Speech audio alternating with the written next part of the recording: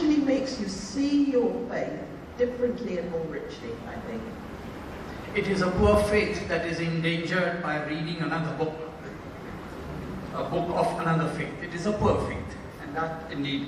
I think the key word that you just spoken in your answer just now is the word sustenance.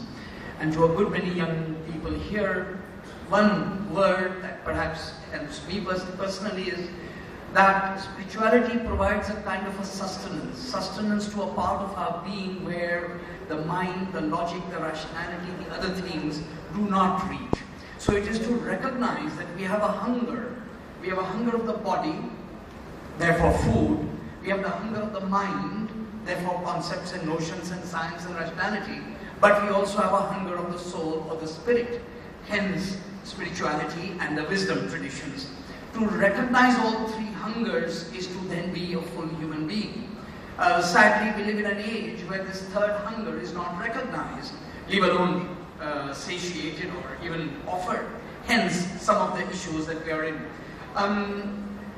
Dr. Armstrong, in yesterday's talk here, and even this morning, you narrated a moment from your Portland, Oregon conference. And that has been, to me, a very powerful validation of some things. How do you tolerate the intolerant? Tolerate the intolerant. Yes, good. A question that, how do we show compassion to the incompassionate, etc. This is a question that bothers me. Yes. Now, basically, what we have to see is that I made a study of these hardline groups in Judaism, Christianity, and Islam, and every single one of the movements that I've studied is rooted in a profound fear. Every single one began with the perception that their particular faith was about to be wiped out. When people feel their backs are to the wall, that's when they lash out. Now that fear can harden into rage and righteousness, but nevertheless it remains.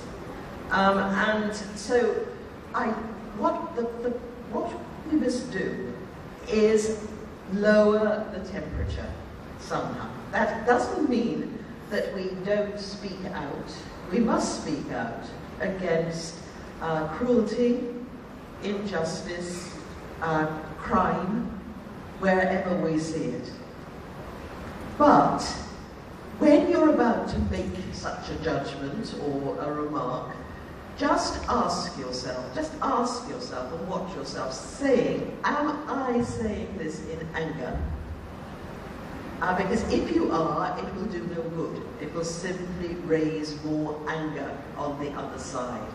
The history shows that every time one of these groups is attacked, either with guns or in a media campaign, it becomes more extreme.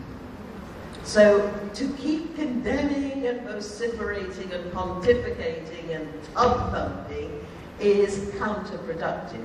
Do you want to make the situation better, or do you want to punish and injure? That's the thing to ask and to watch yourself as you speak. Because if we keep on attack, counterattack, attack, counterattack, the whole thing escalates and it becomes impossible. Somebody has got to break that cycle of violence. I have no quick answers for this. We need to find, because our modern discourse, as I think I said yesterday, tends to be very aggressive. When we enter into this so-called dialogue or discussion, we want basically to bludgeon the other person into accepting our point of view, coming round to our side.